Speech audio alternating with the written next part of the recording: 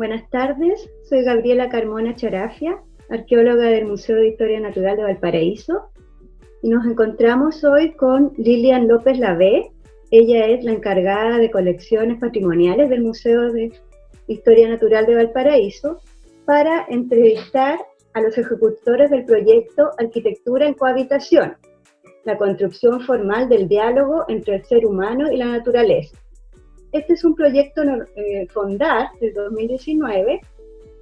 La entrevista que vamos a realizar hoy la hemos titulado Paisajes culturales y naturaleza, precisamente porque queremos abordar esa dimensión de este proyecto que tiene que ver con construir una estructura y que ésta pase a formar parte del medio ambiente en el que se instala. O, dicho de otro modo, que el entorno se apropie de esta estructura. El propósito del proyecto es dar a conocer la investigación realizada mediante la observación a través de la creación de prototipos arquitectónicos, presentando las diversas formas de habitar de la naturaleza, particularmente aves menores, mamíferos y abejas que nidifican en escollos rocosos, en el matorral mediterráneo y dunas costeras en base a estudios de nidificación realizados. Esto significa entender a los cohabitantes como una de las fuerzas que construye el territorio, para ver en qué medida se puede pensar en un espacio que acoja al ser humano, pero que también pueda contener a otros seres vivos, pensando un lugar relacionado y vinculado con la naturaleza como una forma de cohabitar. La propuesta de exhibición nace del encuentro de dos oficios. Por un lado, la arquitectura y el diseño, que necesitan de la realización y construcción formal para poder ser llevada a cabo en plenitud, y por otra parte, el oficio del naturalista, que realiza su investigación a través del trabajo de campo. Ante la paradoja del construir y deconstruir, se produce el diálogo que nos lleva a la siguiente pregunta: ¿cómo construir un espacio que abra la posibilidad de habitar con otras entidades naturales? La muestra incluye algunos ejemplares conservados en el museo, donde destacan especies como los 7 colores, un ejemplar de golondrina chilena más su huevo, un nido de trabajador y un ejemplar de chercán. Esta tarde estaremos conversando con Bruno Marambio Márquez, arquitecto naturalista, máster en Arquitectura y Diseño, mención Ciudad y Territorio de la Escuela de Arquitectura y Diseño, Pontificia Universidad Católica de Valparaíso. Actualmente investigador responsable del proyecto FONDAR Nacional, línea de arquitectura, modalidad de investigación, arquitectura en cohabitación, la construcción formal del diálogo entre el ser humano y la naturaleza, cofundador del estudio de arquitectura Rizoma. Buenas tardes, Bruno. Buenas tardes, Lilian. Un gusto poder estar contigo, con ustedes hoy. Gracias. También nos acompaña Eloísa Pizagalli Andriani, diseñadora industrial, Pontificia Universidad Católica de Valparaíso. Actualmente, profesora ayudante en la carrera de diseño en la Escuela de Arquitectura y Diseño en los talleres de la celebración y diversión del hábito e investigadora asociada del proyecto FONDAR Nacional de Investigación en Arquitectura, Arquitectura en Cohabitación, la construcción formal del diálogo entre el ser humano y la naturaleza. Buenas tardes, Eloísa. Hola, buenas tardes. Bueno, según la UNESCO, los paisajes culturales representan las obras que combinan el trabajo de seres humanos con el de la naturaleza. Bajo esta perspectiva, ¿podría describirse el proyecto desarrollado en Ciudad Abierta como un paisaje cultural? Hola, Gabriela. Nosotros creemos que sí, el proyecto podría estar dentro de esta categoría, porque justamente lo que nosotros intentamos realizar con este trabajo es poder establecer un vínculo entre la naturaleza y el ser humano, que de alguna forma la arquitectura pueda ser un catalizador de relaciones. Eso es lo que estamos intentando desarrollar con el proyecto, y que de alguna forma, al posicionarnos en un entorno natural como lo es el humedal de Mantagua y las dunas de Ritoque, la estructura pueda mantener estas relaciones con el entorno natural, pero además también potenciarlas, permitiendo los espacios para la nidificación que mencionaban, o permitiendo también el flujo del aire de las dunas que pasaría por abajo de esta estructura. Para complementar, nosotros queremos construir el diálogo entre el ser humano y la naturaleza, por lo tanto proponemos combinar ambas entidades, pensando en la posibilidad de que el ser humano pueda habitar por el interior y las otras entidades por el exterior, por lo tanto las invitamos a cohabitar. Si nosotros entendemos el paisaje cultural como la obra que combina estos dos, entonces sí, el proyecto se podría definir como paisaje cultural. ¿Por qué desarrollaron este proyecto de investigación en el Parque Cultural Almereida en torno al humedal de Mantagua? Bueno, nosotros elegimos este lugar, primero que todo porque el humedal de Mantagua es un sitio prioritario para la conservación en este momento. Se están generando diferentes iniciativas para poder realizar una declaración de santuario de la naturaleza, pero también porque nos parece importante destacar y poner en valor los ecosistemas de nuestra región, que actualmente también se están viendo muy afectados por el desarrollo inmobiliario que está ocurriendo justamente en las dunas, como es el caso de las dunas de Concón. Entonces nos parece importante como poder cambiar un poco el paradigma y demostrar que sí es posible generar arquitectura con un diálogo y teniendo en consideración los ecosistemas en los que se encuentra. Bueno, nosotros queremos estudiar, como decían ustedes al principio, las aves y mamíferos que nidifican en matorrales costeros, ¿no es cierto?, en escollos rocosos, como también entender el fenómeno del viento. Estas son características y condiciones que se reúnen en el Parque Cultural Almereida y por lo mismo quisimos estudiarlo ahí y ellos nos permitieron desarrollar la investigación en este lugar. ¿Por qué estas especies de aves se instalan en estas estructuras? ¿No será que los seres humanos hemos desplazado a la fauna nativa y las aves deben adaptarse a esta situación? Nosotros pensamos que se trata de vivir o de habitar en relación, y para que esto ocurra, la adaptación tiene que ser mutua, tanto de los humanos como de la fauna nativa. Entonces, en este sentido, nosotros planteamos ceder o incorporar en el proceso de diseño distintas entidades que se encuentran presentes para de alguna forma también permitir la continuidad del habitar de estas especies. Sí, entendiéndonos también que no somos solo unos espectadores del entorno, sino que formamos parte de los procesos de la comunidad biótica. Si bien yo encuentro que es posible que las aves se adapten y se vayan a otro lugar, lo que nosotros queremos es plantear la posibilidad a través de la arquitectura y el diseño de poder construir espacios pensados para darle lugar a las aves o a los otros animales y mamíferos para que puedan habitar junto con nosotros y evitamos así su desplazamiento del lugar original donde ellas estaban. Así como ha ido evolucionando la arquitectura, considerando hoy muchos más factores así como el componente paisaje, ¿existe alguna información, evidencia o estudio etológico de las aves respecto a una evolución en la construcción de nidos? Por ejemplo, referido a que quizás son más compactos por efecto de adaptaciones ambientales en relación con el cambio climático y medio ambiente más adverso. La verdad desconozco si existen estudios de la composición de los nidos y de la densidad o de los espesores que podrían estos tener, pero sí creo que de alguna manera nuestros hábitos como especie humana están afectando y se han encontrado en nidos hechos con colillas de cigarro o con nuestros desechos.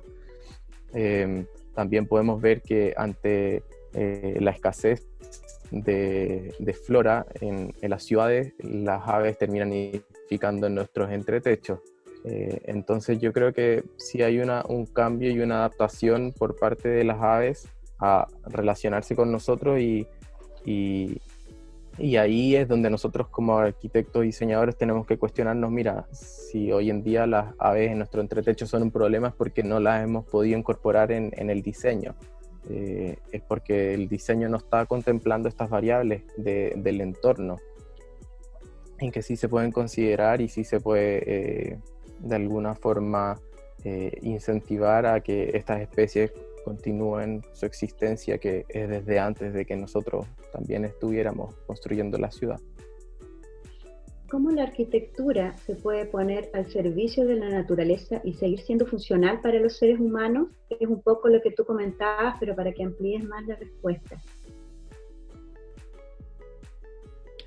Sí, bueno, nosotros las herramientas que tenemos son la creatividad y la innovación de poder construir formas. Y justamente son las herramientas que hemos utilizado para poder plantear este proyecto. Si bien hoy en día existen grandes tecnologías que, que permiten una reducción importante de la huella de carbono y favorece la naturaleza, quizá la realidad latinoamericana no tenemos esos recursos para poder generar esas tecnologías, pero sí tenemos la creatividad, sí tenemos las comunidades locales que tienen una relación mucho más directa con la naturaleza, y esos son valores también que creemos que se pueden de alguna forma rescatar y mantener. No sé, podemos ver, hay algunos casos de carreteras, cuando se proyectan las carreteras que incluyen corredores biológicos. El considerar unos corredores biológicos en las carreteras permite asegurarnos a nosotros como una disminución importante de accidentes, y también permite que estas especies continúen y habiten el espacio que ellas habitan y utilizan. Entonces, creo que hay que dejar de ver estas inversiones o estos costos como un problema, sino que como un valor en el que se está invirtiendo, que es la continuidad de la biodiversidad en el tiempo, y que eso también de alguna forma nos asegura a nosotros nuestra propia continuidad en el planeta. Bueno, complementando a eso, pensamos que primero que todo, desde nuestros oficios debemos observar, estudiar y considerar cuáles son las condiciones que necesita el ser humano para poder habitar, como también entender a los otros seres que se invita a cohabitar, ¿no es cierto? Entonces, al plantear la forma, creemos que se tienen que tener presentes estas consideraciones, de manera que se puedan generar distintos espacios, intersticios o lugares pensados previamente para que ambas entidades podamos cohabitar. Señalan que la investigación pretende establecer una relación entre el hábitat humano con el entorno natural desde la observación, para luego poder generar diálogos interdisciplinarios con especialistas a los cuales les atañe la cohabitación, tales como biogeógrafos y arquitectos del paisaje. ¿Los paisajes culturales pueden generar este diálogo con la naturaleza de manera sostenible? Nosotros creemos que sí. Nosotros, la verdad, como grupo de investigación estamos recién comenzando y esperamos poder elaborar muchos más proyectos y poder seguir profundizando y encontrando diversidad de formas construidas que permitan que los proyectos y que el habitar humano sea cada vez más sostenible. Creo que esto significa un cambio de paradigma en la manera en que nos pensamos y nos posicionamos en el territorio. Justamente como que ese es nuestro enfoque, y creemos que la arquitectura de por sí lo que hace y lo que intentamos desarrollar es poder articular relaciones. Esto significa que de alguna forma nosotros estamos realizando investigación, estamos generando conocimiento, estamos difundiendo ese conocimiento, estamos construyendo espacios para que habiten los seres humanos, estamos también construyendo espacios para que habiten la biodiversidad, o sea, estamos generando un trabajo de restauración ecológica, y también, bueno, estamos de alguna forma generando una educación ambiental. Entonces como que se arma una red de relaciones en la que quizás la obra de arquitectura no es la protagonista en sí, sino que lo importante de esto es que se genere esa relación con la naturaleza a través de articular y potenciar estas relaciones que, si bien existen, que puede que estén un poco ocultas bajo los modelos que seguimos hoy en día. Sí, como decía Bruno, es un camino que estamos empezando, que estamos estudiando, y yo creo que hay mucho más por seguir conociendo, aprendiendo, estudiando y proponiendo. Entonces yo creo que sí es sostenible a medida que vayamos como incorporando y avanzando en el estudio de este tema. Quisiéramos también que brevemente nos pudieran describir la exhibición que está en el Museo de Historia Natural de Valparaíso, para un poco motivar a la gente a que ya una vez que pasemos esta pandemia y se puedan reabrir los museos, la puedan visitar. Bueno, un poco lo que nosotros estuvimos realizando durante este año de investigación fue primero que todo salir al territorio, habitarlo, permanecer, insistir, dibujar, fotografiar, registrar. Y ese contacto directo con la naturaleza significa quizás un proceso de tiempo un poco más lento, un poco más demorado. Pero creemos que justamente esa permanencia en el territorio y en el paisaje es la que finalmente te permite conocer y distinguir una planta de otra, aunque sean muy parecidas. Te permite entender por qué, no sé, la vegetación se da de distinta manera en los distintos lugares, y es porque la napa quizás está más arriba y permite el crecimiento de otra vegetación. Entonces hay muchas cosas que uno puede ver, fotografías, pero que quizás tiene que vivirlas con el cuerpo, y justamente es la metodología que nosotros creemos que nos permite acceder a este conocimiento, que es encarnándolo en el cuerpo. Y luego de todo ese trabajo nosotros empezamos a desarrollar una propuesta arquitectónica de un pequeño habitáculo que permite que algún investigador pueda pernoctar ahí algunos días y realizar su investigación. En este espacio nosotros pretendemos contener todo este material de investigación que hemos podido encontrar, como nidos de chercanes, también encontramos nidos de trabajador. Entonces estamos elaborando unas cartografías. Entonces la idea es que este espacio pueda contener todo ese material sobre la historia natural del ecosistema del humedal de Mantagua.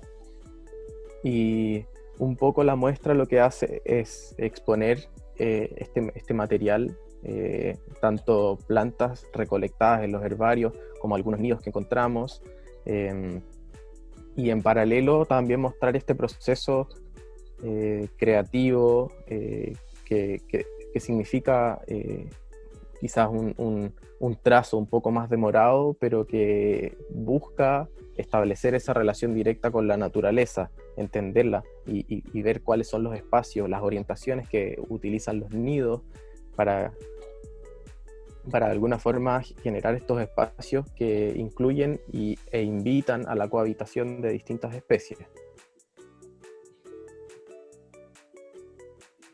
Bueno, nosotros siempre pensamos este prototipo y habitáculo como algo que queríamos trasladar y poder exponer en el museo. Entonces, si uno lo visita y ve la forma, va a entender que está pensado como en distintos módulos y secciones que se pueden desarmar y volver a armar en el lugar donde podría estar y que han instalado. Entonces también van a encontrar como estos módulos por el interior, que son los que generan el espacio para el habitar humano, y también van a encontrar todas las celosías que nosotros proponemos por el exterior, que son las que invitan a los otros seres y entidades a cohabitar. Durante el desarrollo de la investigación nos fuimos encontrando con otras especies que podían cohabitar con nosotros. Entonces incluimos en estos módulos las abejas, los murciélagos y también los lugares para que las golondrinas y los chercanes pudieran instalar y hacer sus nidos. Entonces la exposición, por un lado, reúne los materiales, o sea, no materiales, pero los nidos, las flores, las plantas, los dibujos que pudimos ir como adquiriendo durante la investigación, y por el otro lado el prototipo y la forma real de lo que estamos proponiendo para cohabitar.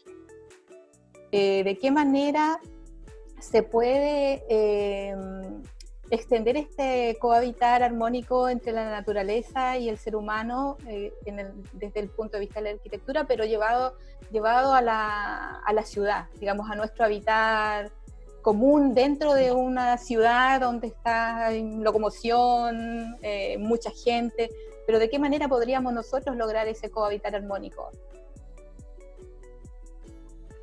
Sí, es muy interesante tu pregunta, porque hay distintas escalas de poder abarcar la cohabitación desde la arquitectura.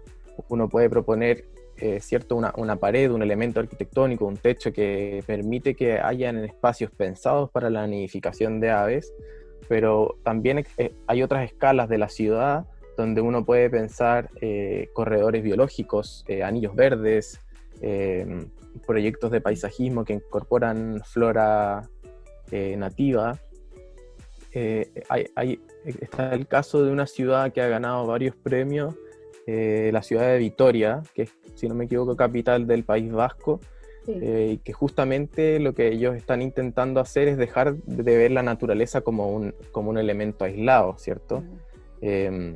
Existen muchos parques en las ciudades que al final significan un mayor consumo de agua porque son especies introducidas que no contemplan el ecosistema real donde se están ubicando.